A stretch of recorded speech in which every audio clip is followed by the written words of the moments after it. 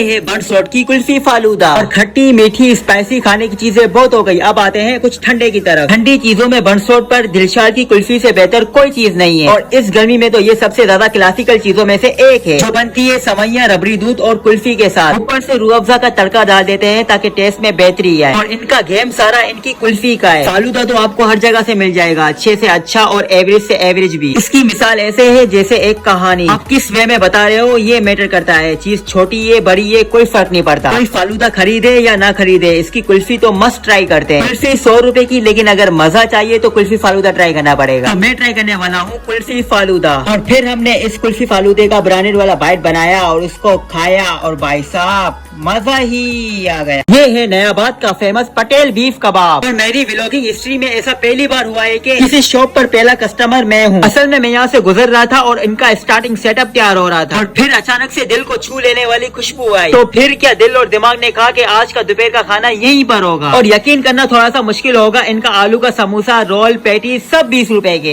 लेकिन इसका main item तो इसका बीफ का कबाब है, जिसने मेरी भूख की रफ्तार बढ़ाई, जिसकी प्राइस 15 रुपए का एक है। और इसको हाथ लगाते ही रसमलाई की तरह पिघल जाएगा, इतना नरम मुलायम। एक रोटी के बाइट पर एक कबाब आए। और सिर्फ 3 घंटे यहाँ पर होता है, बैठकर खाने का कोई इंतजाम नहीं है, सिर्फ पार्सल। बस यहाँ पर आओ, ऑर्डर करो और घर ले जाओ। तो मैं ट्राई करने वाला हूँ बीफ कबाब। और फिर हमने इस बीफ कबाब का ब्रांडेड वाला बाइट बनाया और उसको खाया, और भाई साहब मजा ही आ गया। ये है जामा क्लाक का 50 साल पुराना फेमस पकोड़ा चाट। और ये जगह तो कपड़ों की मार्केट के लिए जाना जाता है, लेकिन शॉपिंग करने के बाद अपनी थकावट को दूर करने के लिए इस अंकल की चाट जरूर ट्राई करते हैं। ये है तो चन्ना चाट, लेकिन पकोड़ा चाट कहने में इस अंकल की 50 साल की लेगेसी को डिस्क्राइब करता है। जो पकोड़ों का थाल पूरा भरा हुआ है, साथ में बर्फ वाले दही के साथ, और इनकी पुरानी किस्म की चटनी, जो अभी भी लोग इसको बड़े शौक से खाते हैं। चाहे फिर वो छोटा बच्चा हो या ओल्ड एज का हो, सबको चलती है ये चटनी। और ये अंकल तो काम ज्यादा और बोलते कम है। यहाँ पर कुछ काम करने वालों से मैंने पूछा कि ऐसा क्यों। इन्होंने कहा कि शुरू से ही अपने काम पर ज्यादा फोकस करते हैं, बात कम, और प्राइस बिल्कुल एवरेज, वो भी मिक्स प्लेट। बस इनके दही वाले पकोड़े जरूर ट्राई करना, जो कि मेरे फेवरेट है। तो मैं ट्राई करने वाला हूँ जामा क्लाक का चाट। और फिर हमने इस चाट का ब्रांडेड वाला बाइट बनाया और उसको खाया, और भाई साहब